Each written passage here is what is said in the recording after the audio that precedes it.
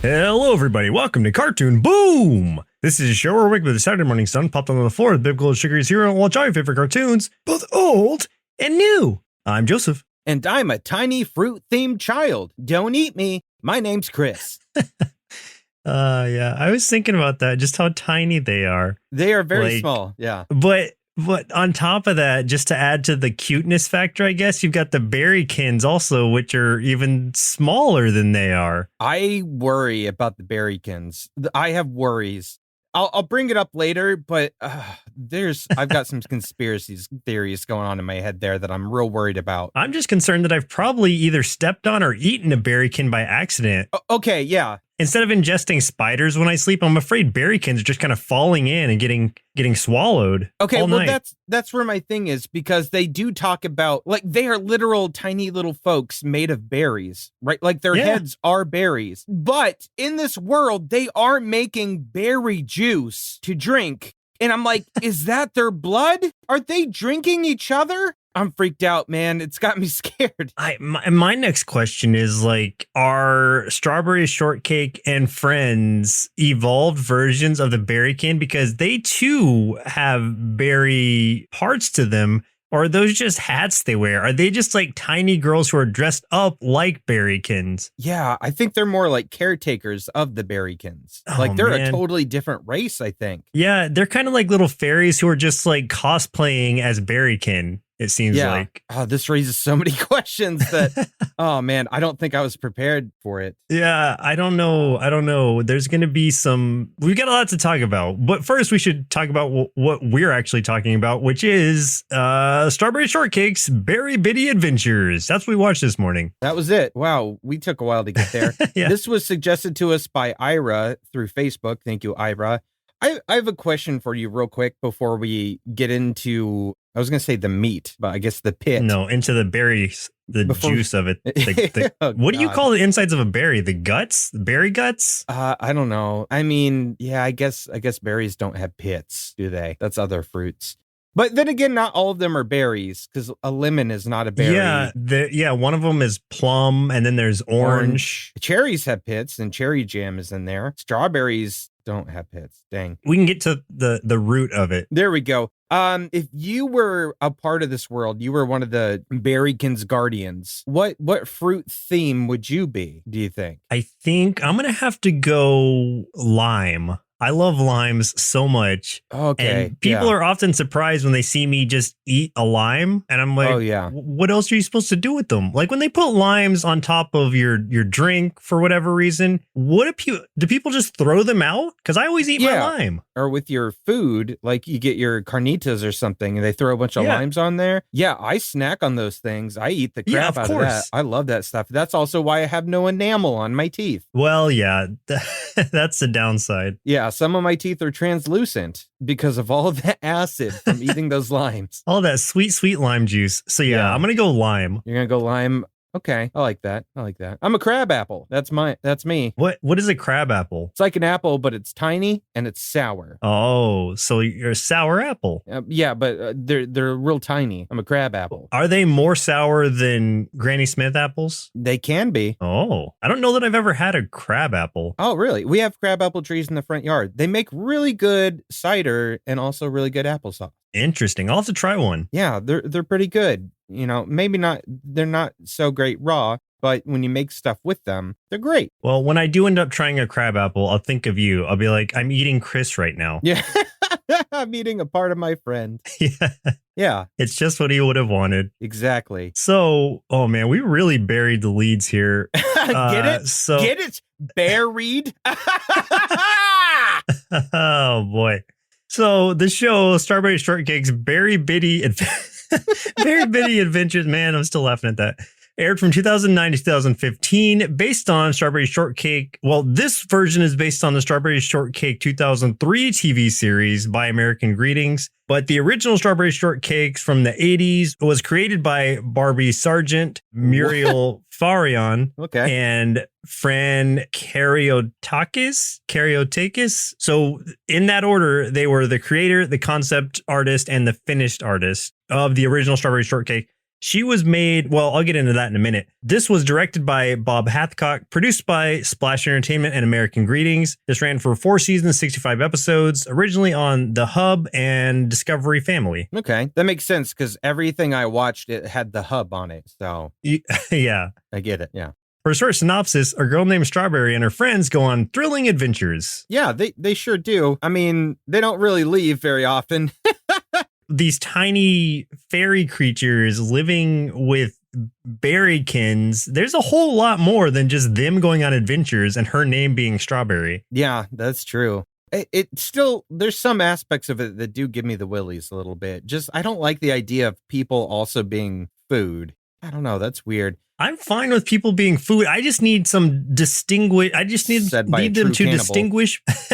I just need them to distinguish between what are they exactly and what are the berrykins exactly. I need to know the relationships of these creatures that are cohabiting this berry bitty city. What is the lore of the Strawberry Shortcake That's world? what I need to know.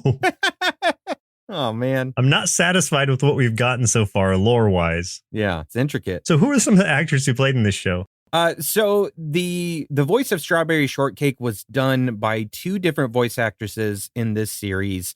And it seems like there's a lot of back and forth throughout all of the seasons. Like there isn't one of them doing, let's say, season 1 and then season 2 and then the other one picking up after. They're kind of interchanged. So one of them does a few in season 1, one of them does the others, one of them's in season 3 for a bit, the other one does the rest of season 3, and some of them are like every other episode. I have no idea why that happened, but one of the voice actresses was Anna Kummer, who's done lots of anime like Mobile Suit Gundam Zero and Gundam Seed. The other was Tracy Moore, who's done lots of Saturday morning cartoons. One of the more notable roles that she's had was the role of Princess Toadstool in the Super Mario Brothers cartoons. So the Super Show and Super Mario Brothers World, those Saturday morning ones. The voice of Lemon Meringue was Andrea Libman, who was the voice of Pinkie Pie and Fluttershy in My Little Pony Friendship is Magic, and several of the follow-up series and movies. You're going to notice quite a bit of a trend here with some of these, just so you are aware. The voice of Blueberry Muffin. And by the way, they didn't ever, I don't think, say any of their last names as we were watching this, but they all do have last names. They're not just like Strawberry, Lemon, Blueberry. So you're going to learn some things. So Blueberry Muffin, is her last name, is Britt McKillop, who is the voice of Chloe from Bratz, if you remember watching that atrocity. Oh, yeah. And also Princess Candace from My Little Pony. The voice of Plum Pudding was Ashley Ball, who is the voice of Applejack and Rainbow Dash from My Little Pony. Also, these are the Friendship is Magic crew, not the original stuff. The voice of Raspberry Tort was Ingrid Nilsson, who has done voices in Littlest Pet Shop, Hatchimals, and also My Little Pony, Friendship is Magic, of course. Orange Blossom was Janice Jude, who is the voice of Sarah and Lee Kanker from Ed, Edd and Eddy, and also voiced Pinkie Pie in a few of the My Little Pony Friendship is Magic spin-offs. So kind of taking over from Andrea Libman. And then also the final character I'm going to talk about is Cherry Jam, who was Shannon Chan Kent, who was the voice of Misa, the American version of Misa from Death Note. She's also been in several other anime, including Mobile Suit Gundam Zero, and also voiced Pinkie Pie, just like the others, in a few other My Little Pony offshoots. And she was also in Littlest Pet Shop, Hatchimals, and Mega Man Fully Charged, which is a show that I really wanted to watch, and I just never got around to it. But there you go. Half the cast all voiced the same My Little Pony character. Man, okay, so I feel like we need to distinguish a little bit what kind of tasty treat we are going to be in relation to the fruit that we chose, because all of them get to be a treat.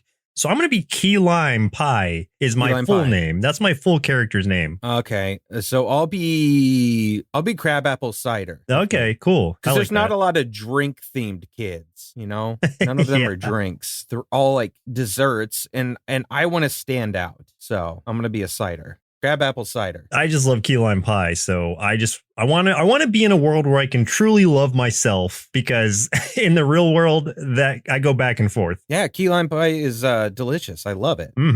So for a few tasty marshmallows out of our big bowl of Strawberry Shortcake Berry Bitty Adventure cereal, Strawberry Shortcake is a cartoon character used in greeting cards published by American Greetings. The line was later expanded to include dolls, posters, and other products featuring the characters and an extended cast of friends and pets. So she started as just greeting cards. Interesting. I kind of wondered about that because, like, I vaguely have a recollection of just of her being an American Greetings thing, and I'm like, that is a card company, so yeah, I kind of wondered where that start came from. Weird. Yeah, I had always just assumed that she'd either started as dolls for, young girls or a cartoon. I wasn't aware that the actual, because I'd seen some of the greetings cards with her on it, but I didn't know that was the actual root of it. So that was interesting. Didn't My Pet Monsters start the same way? Oh, as greeting cards? Yeah, I think they were done by American Greeting also, I think. You might be right. Yeah.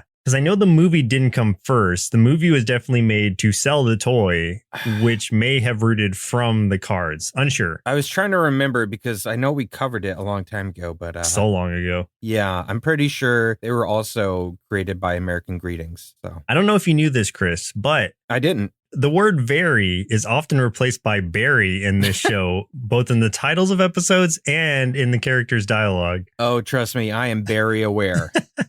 Very much so. Very much. Yeah, you can't go any period of time in any of these episodes without hearing it. Probably every minute, maybe said once or twice. I didn't notice it at first. And then after a while, I was like, wait, are they saying Barry or Barry? And then I had to listen real close. And I was like, oh, they are saying Barry every time. Okay, got it. I mean, it's not like offensively bad or anything. It's actually kind of cute, but you get used to it. It's just like it happens so often. You better get used to it. Yeah. So on September 9th, 2021, Wild Brain Studios announced a newly refreshed Strawberry Shortcake with a new look and redesigns for the characters. A 2D animated web series from Wild Brain Spark Studios titled Strawberry Shortcake Berry in the Big City began airing on YouTube in September 18th, 2021. With 40 episodes planned for the first season, with the second season already in development. The series of CGI animated 45-minute specials produced by Wild Brain Studios are also currently in development, landing on Netflix in 2023. There was, I guess, another series released on Netflix in April 2022, or maybe it's part of this CGI one. I actually watched an episode of the 2D animated web series because I was so confused at first as to what we were supposed to watch because there's so many different Strawberry Shortcakes. So I watched that first and it was actually really good. And they were shorts because they're just YouTube shorts. So I was like, okay, this is going to be great. And then I was like, oh, no, I'm watching the wrong thing. Let me move over to this. Yeah, hang on.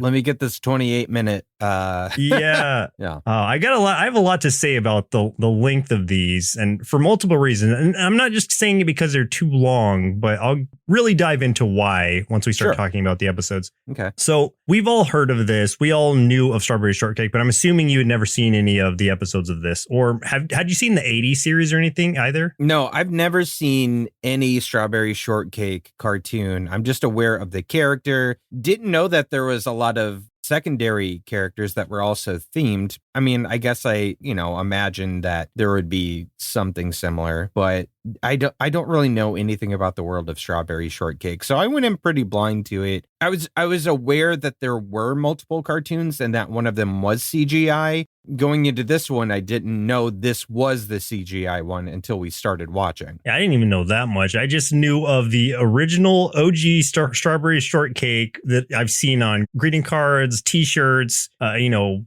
know, backpacks, whatever. Like I've seen that little tiny, like a short character probably my entire life in some form. I didn't realize that she was still going and had so many iterations. Yeah. Who would have thought, except the people that made it. Yeah. Yeah.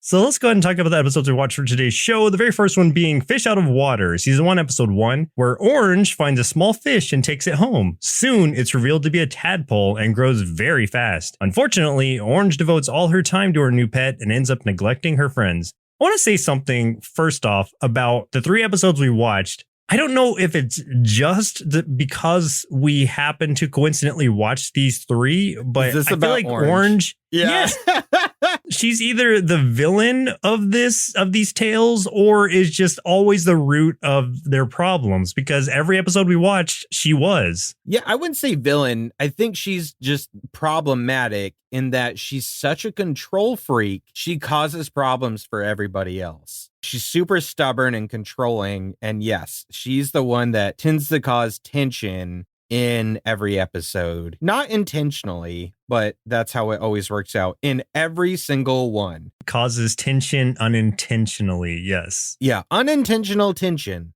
Very good way of saying it. Very good. Very good. So yeah. Okay. Yes. Villain was a strong word. Antagonist, I guess, would be more accurate. Sure. Because I guess it's like in this peaceful little world, who else are you going to use? Like they have to just kind of lean on the problems that are caused by the girls. But all the rest of the girls are so chill and relaxed and happy that they needed somebody to be problematic. Yeah. So in reality, Orange is probably more closely relatable to us as humans than anybody else. Yeah, because she's got like a plethora of insecurities Yeah. that Yeah. just really grate on everybody else and cause problems. Right. So, yeah, I know exactly what you mean. Okay. Yeah. I just wanted to get that out of the way because we're going to talk about it a lot as we go through these episodes. First, I also want to point out that the intro song, way better than it needed to be. This, guys, the music in this show is pretty good. I feel real weird saying it, but like it's all pretty good. Well, I mean, I'm glad you said it first because I would have said it anyway. Like, yeah, this is surprisingly catchy. The theme song and the little interludes that they go into throughout the episodes. It's not like annoying little bits where it's like, oh, now I have to sit through this slog of a little music bit. It's like, oh, this is actually pretty pleasant. I like hearing them sing because they're good songs. Like, it's really catchy. Yeah, every once in a while, some of the songs, and I'm not saying they sound like this band, but some of it reminds me of the Go-Go's. You know, do you remember them? Yeah, yeah. It might be just how the vocals are done, but every once in a while, I get a little bit of a Go-Go's vibe, and I'm like, oh, dang, okay, yeah, like okay, all right, Strawberry Shortcake, I see what's up. Cool. Yeah, like I would totally be okay listening to a Strawberry Shortcake Spotify playlist. Okay, thank you. I'm glad I'm not the only one because I was wondering, I wonder if this is on Spotify. It probably is. I'm sure it is. I didn't want to look because I don't want I don't want Spotify. God forbid. I don't want Spotify to give me that end of year little thing they do and be like, "Oh, like your vibe was totally Strawberry Shortcake. You're super into children's music." And I'm going to be like, "Oh, crap." I suck. I've regressed as a person. Your most listened to tracks are Strawberry Shortcake theme song. Yeah. Your most listened to track was Sunshine Girls from Strawberry Shortcake OST. I'm going to be like, oh man, dang it. It's just so good. They figured me out. Yeah. It was way better than it should have been, than it needed to be, I guess. No, you're definitely right. But as far as this episode goes, it really, like, the title gives it away. And I don't want to, like, I don't honestly think we even need to dive into a lot of what's happening here because it's very face value as far as the issues go. And honestly, I think they stretch them so far when they don't need to. Like, these would have been fine as shorts, but instead they're these full length episodes of this like tiny problem that they're just kind of going back and forth on. Yeah. Which in this case is just like the intro said, Orange finds a tadpole or finds what she thinks is a small fish, and it ends up being a tadpole, turns into a frog, and then it's just more high maintenance because it's a frog. Strawberry keeps trying to convince her to just let it go and be free because it's a frog and it's a lot of responsibility, but she's like, no, like I got this, I can do this. But she cannot, in fact, do it. So she ends up having to let it go. And if you're wondering, it's like, but it's a frog. Remember, these are tiny, tiny children. Oh, yes. People. So like the frog, once the frog is fully grown, the frog is larger than they are. So that would be why. They could and did use the frog as a mount periodically, or at least the berrykin did. Yes.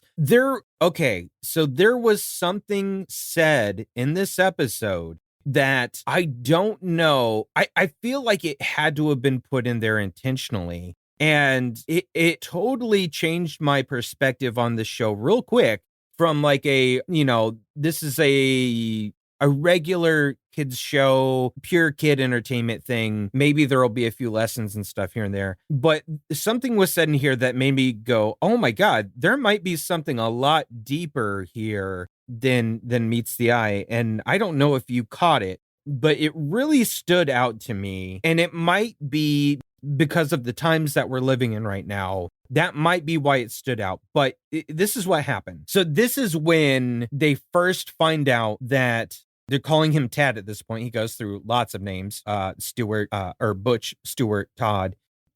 And then Orange finally names him Tad when she finds out he's a tadpole. Yeah. But Blueberry is informing them, because she's the book smart one, that, hey, this is a tadpole, not a fish. And that's when Strawberry is just like, hey, this is more than you signed up for. You know, I think maybe you need to rethink this. And maybe, again, it's just me as an adult thinking a lot about the kind of world we're in right now and stuff like that. But I was just like, dang, like that's some real deep stuff if you compare like what they just said to, you know, current events and the things that like the kind of rights that people are struggling with, especially like the trans community and stuff. Right. I'm like, dang, like I can't help but think that might have been an intentional little message there. And I was like, wow, that went way deeper than I expected. And freaking kudos for teaching such a huge lesson in kindness and empathy in such a simple form, you know, for something like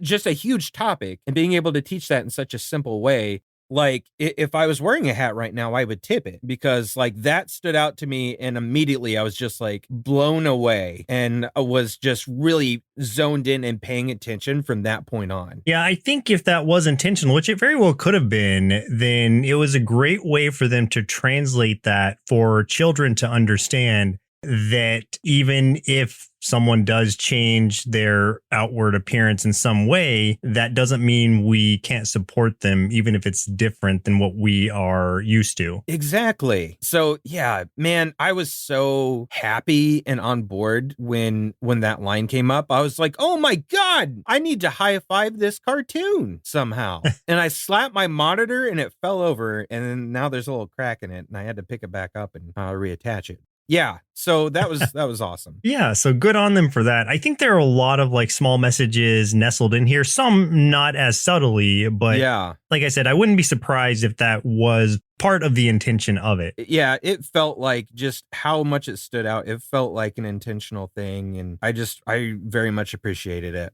But as you said, as the frog grows, shenanigans grow along with it. Tad becomes hard to control, starts keeping them up at night with his croaking, all kinds of things. I mean, ultimately, Tad is an animal that can't be domesticated, and they're trying to force it to be domesticated. Or Orange was trying to force Tad to be domesticated, and that isn't who Tad is. So in the end, you know, she had tried to do things. They tried to dig him a pool, and Tad just kept, you know, messing up everybody else's stuff, ruining everybody's businesses, because like all of them own their own business for some reason in this world, even though they're small children. And also he ruined the berry juice, as Princess Berrykin pointed out, and that is what made me really question what these berrykins do. If they're made of berries, where's this juice coming from? Because I did not ever see a regular berry in this show. So that raises so many questions. It also kind of raises the question of all of their structures are made from fruits, or what appears to be fruits. Like Strawberry lives in a little strawberry house, and,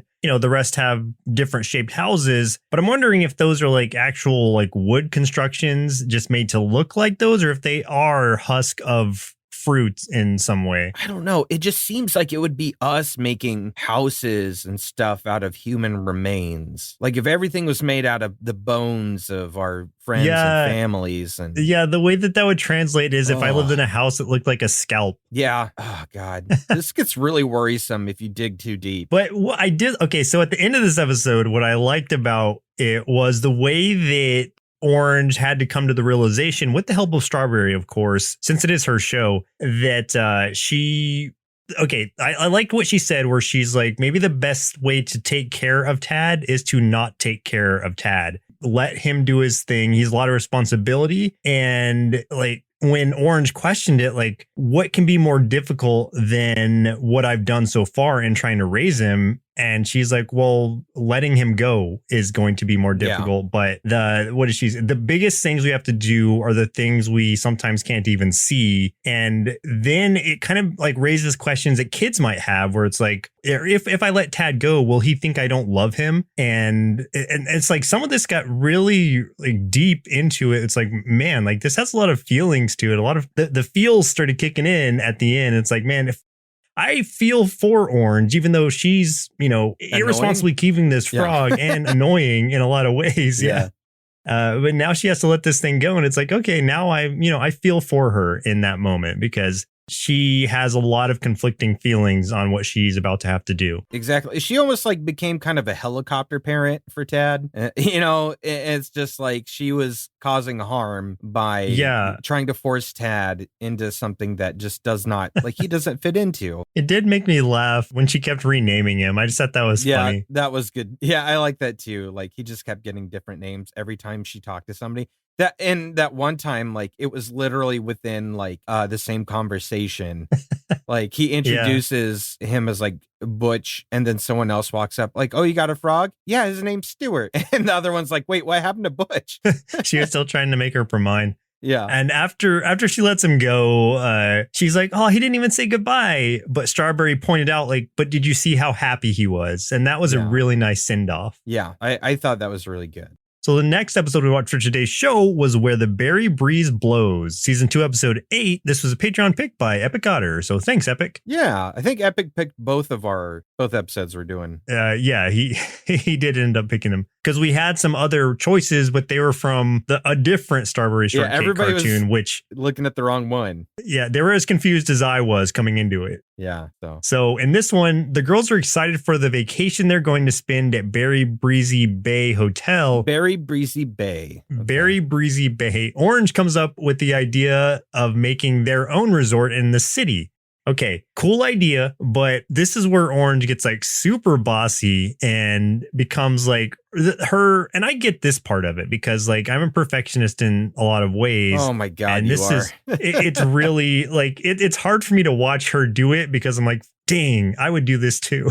I feel like Orange exhibits a little bit of both of our worst qualities.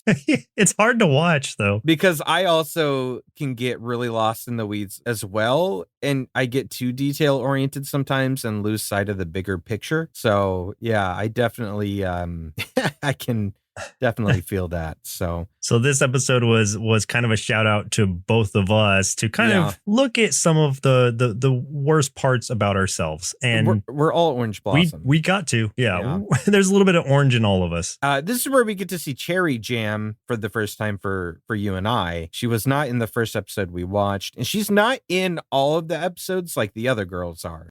So I'm guessing she shows up in season 2, but not entirely sure. This is also where Sunshine Girls, the song you were referring to earlier, is sung a couple times. And it is really catchy. This song is a bop. And yes, I did use that term because I'm trying to bridge the gap so that we can really pull in that younger audience. Did they say bop? Yeah, I think they say bop sometimes. It also slaps. The song also slaps. Okay, slaps your bops. Yeah, it slaps all the bops. Slaps all those bops. See, I'm raking them in. I'm raking in all those younger ears. Sunshine Girls. I don't remember if that was the melody at all, and I don't think it was. I don't think it was as off key as what I did, but anyway, it's so good. Yeah, so they are just singing the song, waiting for this bus to take them on their vacation that they've been very excited about. And unfortunately, like I said in the intro of it, the resort ends up being closed due to inclement weather. And so they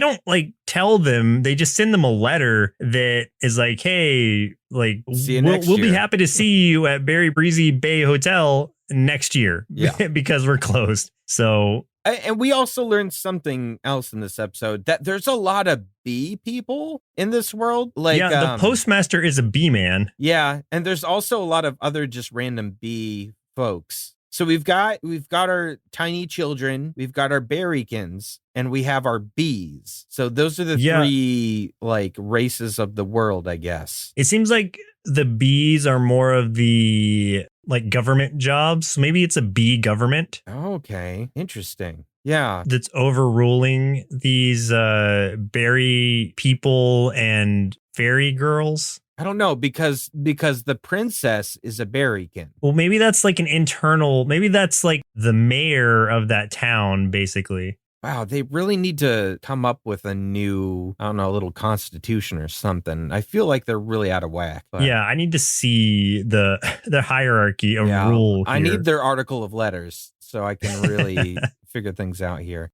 Yeah, they start building their own resort, and Orange's idea is to try to make it look exactly like the Berry Breeze Hotel. I mean, exactly. So she's micromanaging everything. The sand has to be pink. They have to have like a sand castle in that sand that's an exact replica. Chairs have to be in the right place, all kinds of things. And she's just getting really overzealous about everything and really ticking everybody off. Well, I say that, but nobody ever actually gets mad at each other in this. They just get frustrated with the circumstances. Yeah, there's not really a lot of anger here, more just frustration. But even then, like the only one exhibiting a ton of emotion other than happiness is Orange, because she's kind of all over the board. So Strawberry, for example, she builds a sandcastle and Orange is like, not bad, but it's not perfect.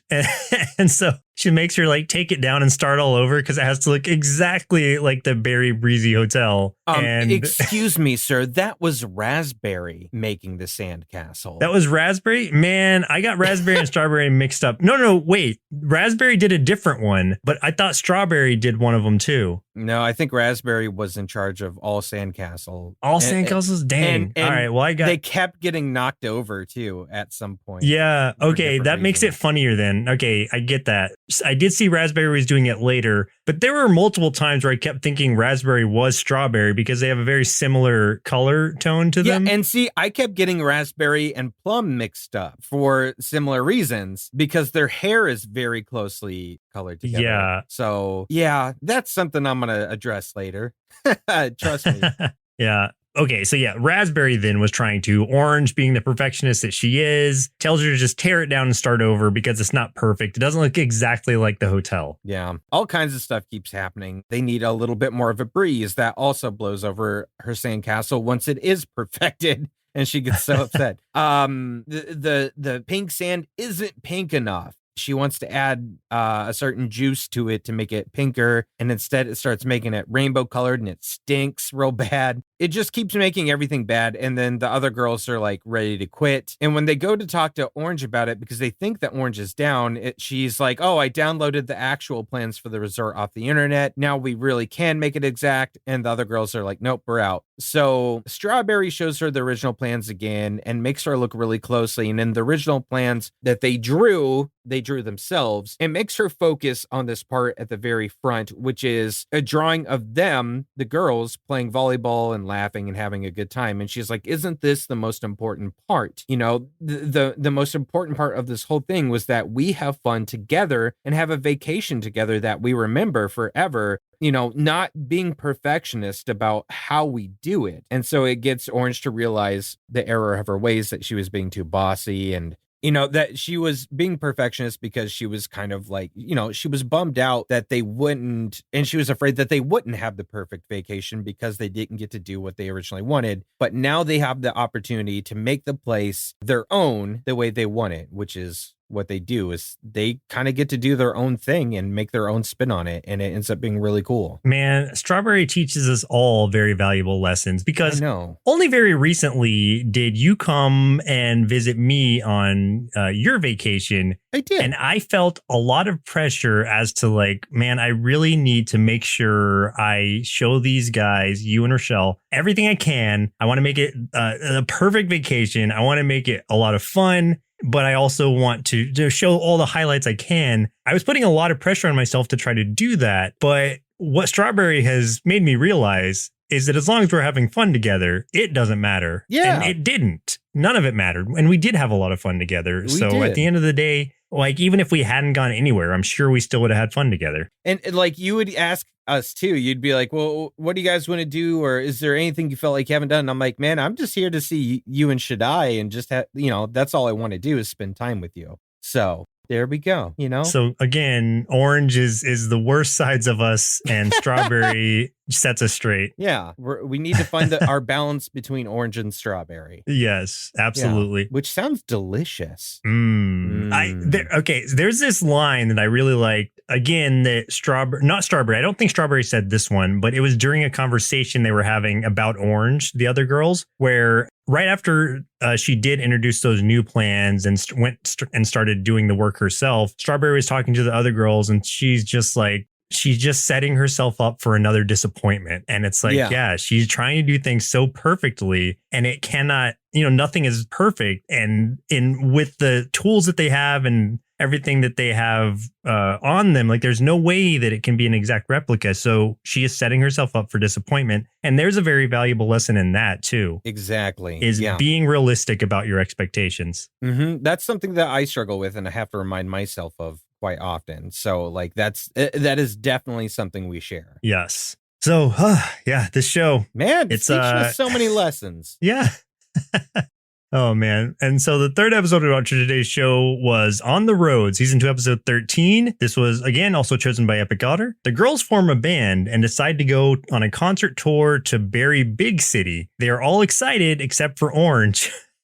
Surprise. who has misgivings about leaving their town. There's lots of anxiety about it. Man, this opens with a real rockin' song, too. Man, they're just going all out. Oh, it's great. It's so good. That Invincible song. Very good. And then they're trying to come up with a name for their band. Strawberry and the Berryettes, Strawberry and the Berry Berries, Strawberry and the Sweetie Beats. And then I think what they settle on is Strawberry and the Sweet Beats. Yes, that is what they land on.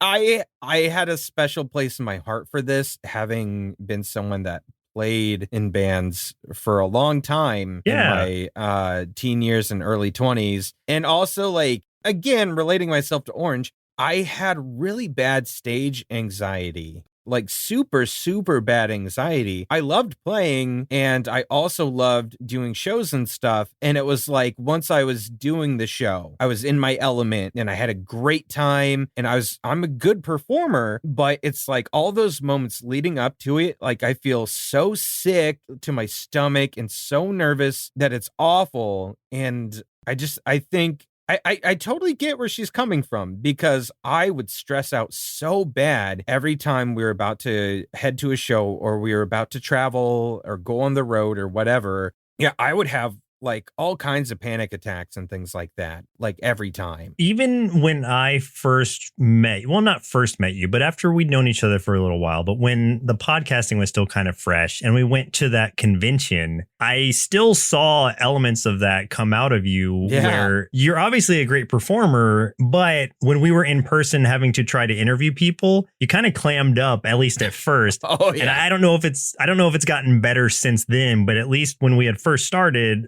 like, you were definitely very nervous about that aspect of it. Oh, yeah. Yeah, I get really, really bad stage fright. So, one of those great perks of having social anxiety. Woo!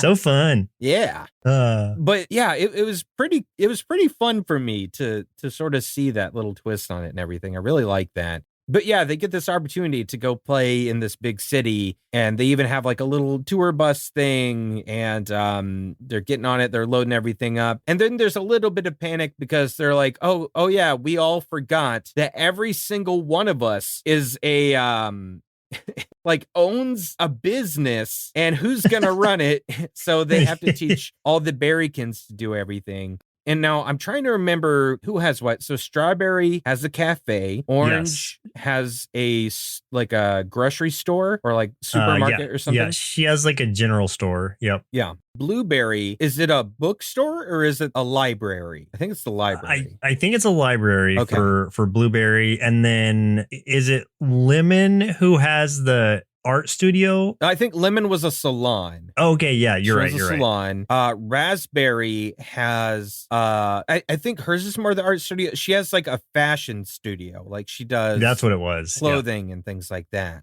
I don't know what Cherry does. What does she do? I feel like Cherry was the musician. Like she's just Yeah. like in a band because it's her tour bus that they end up taking. Yeah. And I think Plum is the artist. Okay, yeah. She Plum. does like sculptures and things, if I remember right. I think you're right, yeah. Because I always get her mixed up with Raspberry a lot. So, but yeah, anyway. So the Berrykins have to learn quickly. Well, it's not even like they don't even realize it until the Berrykins are like, wait, where am I going to get my pie if you guys are gone? And Strawberry's like, oh no, I didn't even think about that. Oops. But then she introduces like, well, maybe you guys can run the stores while we're gone. And they're cool with it. They're like, yeah, we'll try, I guess. And everybody's fine with it except for Orange, who already has her misgivings about leaving. She's already anxious about it. And then as she sees the Berrykins trying to run her store, like they're putting things in the wrong place. It's not perfect. And so she's like, nope, we can't leave. We can't go. They're going to mess it up. But luckily, she's open to training them and giving them a chance to try and learn where she likes things or where, things belong. And they get there. And so she's finally like, she's very like not nervous, but she's hesitantly says like, it's perfect as just like this. So yeah. Basically she doesn't have any more excuses to stay because her store is being run perfectly. So now she should be open to leaving, though she is still nervous about it. Yeah, she was kind of looking for reasons to stay, like looking for them to not do it right, but they ended up doing everything perfectly. So then there's like these two stories going on in tandem of the girls trying to leave on the bus. Orange keeps coming up with reasons that they have to turn around like, oh, I forgot my tea. It's my special blend. You can't get anywhere else. I have to have it. So they got to turn around. And then there was like another reason they got to go back later on. The side story to that is this one specific Berrykin, this older one named Berrykin Bloom, who is in charge of the library. And part of his duties is he has to read to the Berrykin babies. And they wanted to hear a horror story. So he reads them the story of the Slinking Slinker. And they love it, but it freaks him out so bad that he starts thinking it's real and he's getting all paranoid and everything. And then he starts spreading that around that it is real. Everyone, that he's talking about the Slinking Slinker and everybody's like, oh, that's real? Oh, okay. So it's like nighttime. And how this all converges is because it's night and the girls keep having to come back because of Orange, they literally say, oh, we have to really slink around and try to be quiet because we don't want to disturb or wake up the Berrykins because it's nighttime. And on the other side, the Berrykins think the Slinking Slinker is real and they're all freaked out and on edge. So they've been building a Slinking Slinker trap. And they hear the girls shuffling about thinking it's the Slinking Slinker until the trap actually sets off and traps the girls. When you saw the Slinking Slinker trap, tell me that didn't remind you of Mousetrap, the game. Yeah, absolutely. Yes. I immediately was like, that's Mousetrap. That's that game. Yeah. That's the awesome game I wanted to work so bad and it never did. You set it all up and it never worked. It never worked right. The cage always got caught, even after it got kicked by the boot or whatever. Yeah, it always got stuck. Something always happened and it never worked right a single time. So it's whatever. Horrible engineering, guys. So there was an interesting lesson here too, where the Berrykins, when they find out that the girls kept coming back, they were worried that the girls didn't trust them to take care of everything correctly. And they were like kind of upset about it. But then Orange admits, because she doesn't want the Berrykins to think ill of everybody else, that it was because of her, because she was afraid to leave everything behind. So it was really just all on her. And she just felt bad because it really affected everybody in this instance. Yeah, it really it hit me kind of hard when the Berrykin princess was like, we were trying to run your businesses and take care of the city, and it was harder than we thought, but we did our very best. And then what got me was when she said, didn't you trust us, Strawberry? And I was like, oh yeah, that poor thing. Like, they're trying so hard. Yeah. But yeah, so all's well that ends well. And they eventually do convince Orange that it's okay to leave the city because she doesn't have stage fright. She's not afraid of playing in front of people or anything. It's just that she's so used to being in town in just this one place that she was nervous about leaving. So they convince her that it's okay. Another part that I liked was where Berrykin Bloom, he tells her whenever he leaves the city that he always brings a reminder of home. That gives him some peace, which is a snow globe of Berry Bitty City. So he gives that to her. And so she's feeling a lot better about it and is ready to go. And I think we see them driving off towards the city at the end. Yep. So that was a really sweet moment, too. It brought a tear to Orange's eye to receive that gift from him. Something to keep her grounded and to calm her nerves about everything. It was a really sweet moment. Yeah.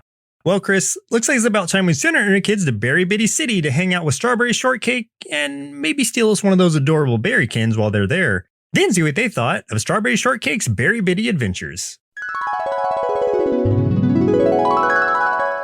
I thought this show was gonna be just a dumb cartoon for girls who like fruit stickers and markers, but it was actually kind of fun. Now I want to start a band of my own. Maybe Chris and the Sick Beats. We'll workshop it.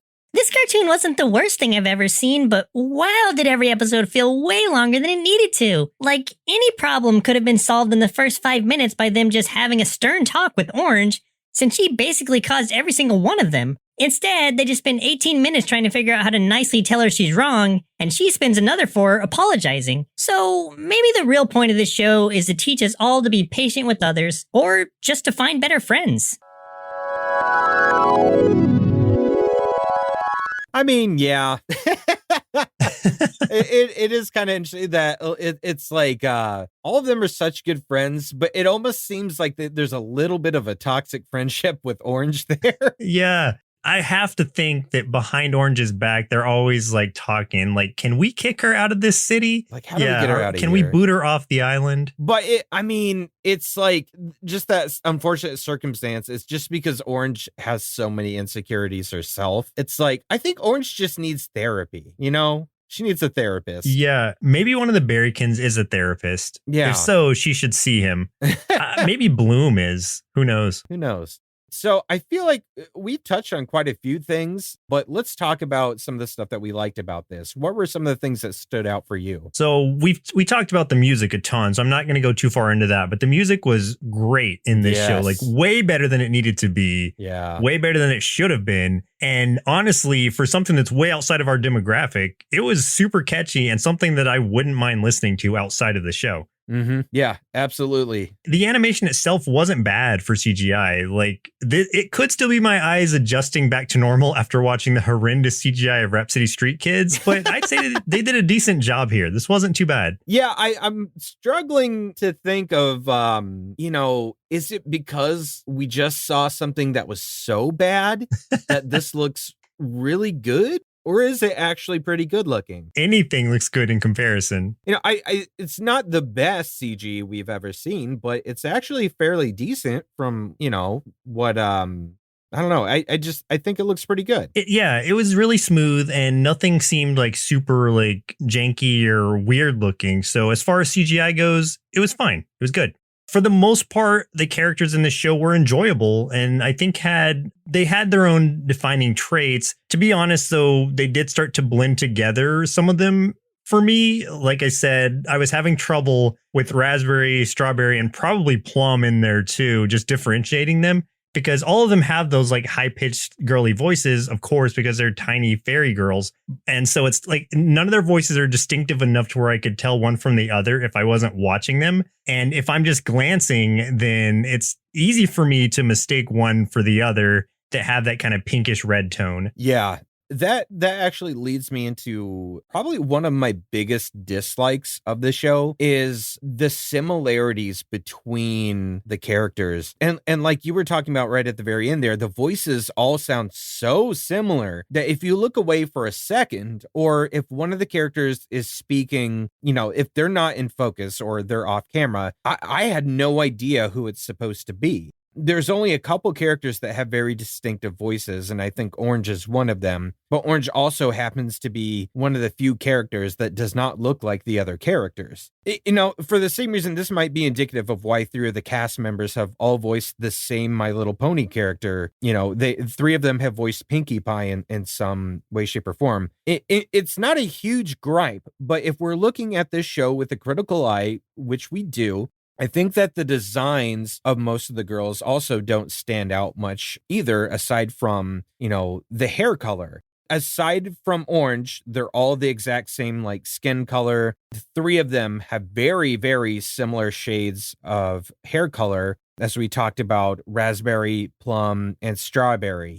The colors are pretty similar. I mean, Plum's is supposed to be more purple, but in the right lighting, it's hard to tell who is who. Sometimes you really have to look to see what accessory is in their hair to tell them apart. You have to see if they have the little raspberry beret or the plum beret or the strawberry in there to figure out who is supposed to be who. And I think that's kind of a bummer in that way, especially when you have a lot of characters to handle. If they don't all stand out well, then I think that's a bit of a problem. I think personality-wise, most of them stand out pretty well. But as far as look goes, I think there's quite a bit to be desired. Yeah, and the challenge with that is even though they all have distinct personalities, because they all look the same, it's hard to know which one's personality is which from one scene to true. Another. Yeah.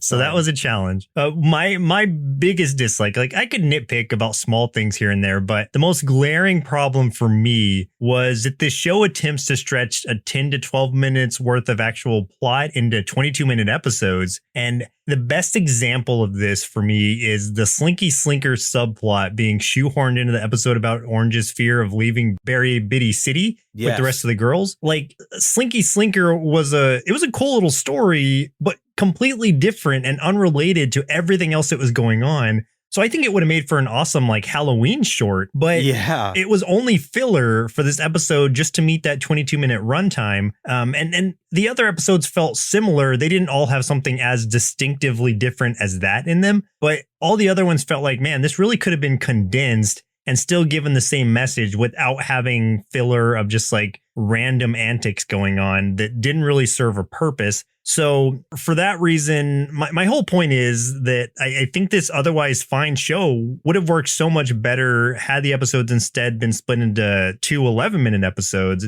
11-minute segments, instead of trying to cram so much yet say so little into these full-length episodes. You know what I mean? Yeah, I 100% agree with that. And I do think there are a few episodes that are smaller segments like that. I don't think all of them are the really big ones, but I can't say that 100% certainty. I don't just remember completely off the top of my head. But yes, I do feel like there is a lot of filler in the 3 episodes that we watched. And I 100% was thinking the same thing with that 3rd episode, specifically that Slinky Slinker one, that could have been its own episode, that it would have worked for a Halloween type episode, and that was a real missed opportunity. So yeah, I 100% agree with that criticism. And even the name of the show itself made me think it was going to be short segments, Berry Bitty Adventures, which means like small, tiny adventures. Yeah. Be small. I get it. It's because they're small, but I was hoping that the episodes would be short as well. What is unfortunate is that I really liked a lot of other things about this show, but that runtime just really made them drag on when I think they could have been like short and succinct and worked so much better. Yeah, I am 100% right there with you. I think that it definitely could have used some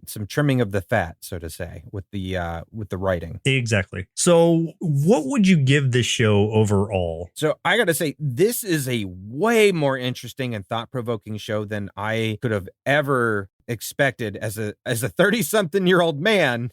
So I can't help but give it credit that it did an amazing job in being entertaining for all ages, as well as teaching some really important core lessons in kindness and friendship and trust. I mean, not only to kids, but like to us as adults. Like you and I talked extensively about how we took lessons away from this thing, which is kind of mind-boggling to me that like I felt like I learned and grew as a person from watching a Strawberry Shortcake cartoon. So that makes me feel a little weird. But that being said, I gave this cartoon 4.5 bowls of Slinking Slinker cereal out of 5. Complaining about the length aside, I think what worked about this show were the not so subtle messages it tried to send to kids. And, you know, I say kids, but also to us, because it really did get across to us in a lot of ways. And that generally upbeat character interactions were great as well. And then the reinforcement of the fact that even when you fall, which Orange so often did, that real friends will still be there to help pick you back up. And I thought that was a really sweet way to present that. And it was actually nice to have Orange in there as a character of conflict, by no real fault of her own, but just because like she was made differently, and so are a lot of us. So it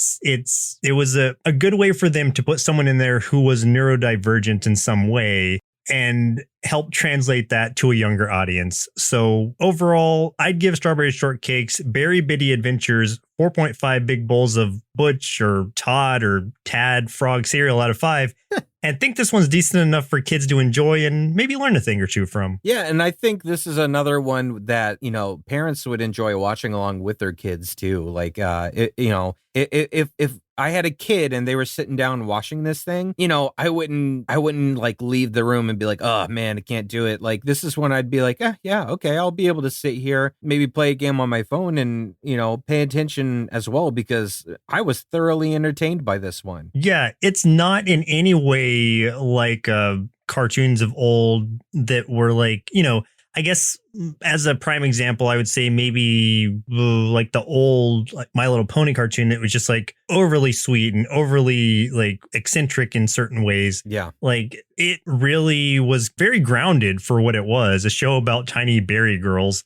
And there were a lot of fun characters. I one of my favorite characters, and I wish that I'm going to tell you something that I wish Berrykin Bruce, because I liked that his name was Bruce. Whoa, okay. And he was the one who was the builder guy, or the guy who did the like the repairs and stuff. Yeah. Yeah. He's the one who like rebuilt the bus.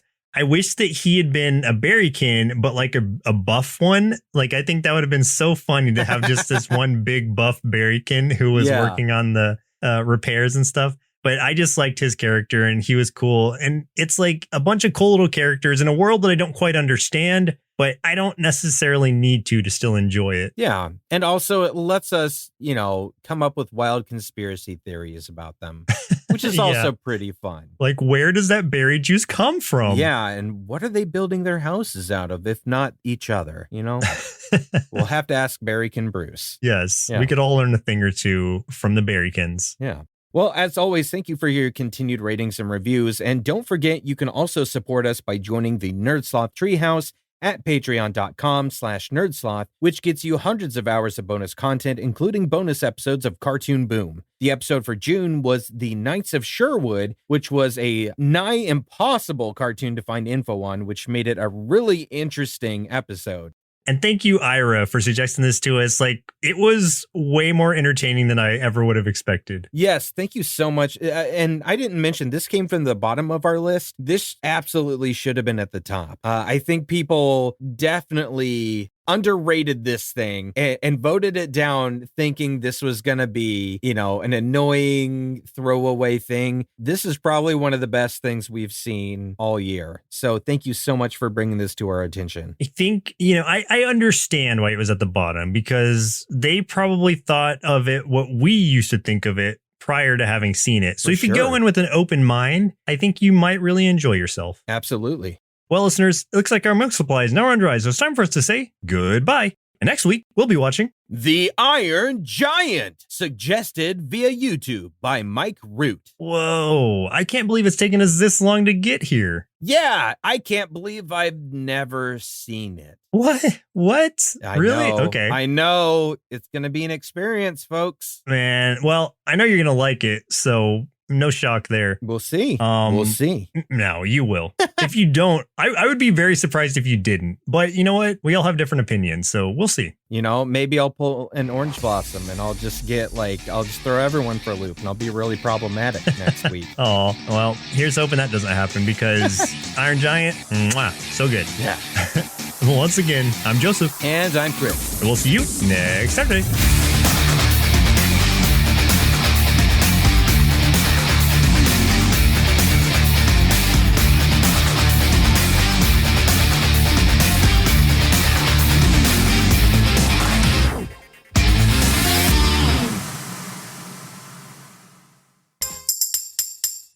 Presented by Nerdsloth, a place for lazy nerds. If you like what you heard, consider donating at patreon.com/nerdsloth so we can continue bringing you quality shows. Be sure to also leave us a review and share your favorite episodes and clips on social media. If you're looking for more content, visit us at nerdsloth.com.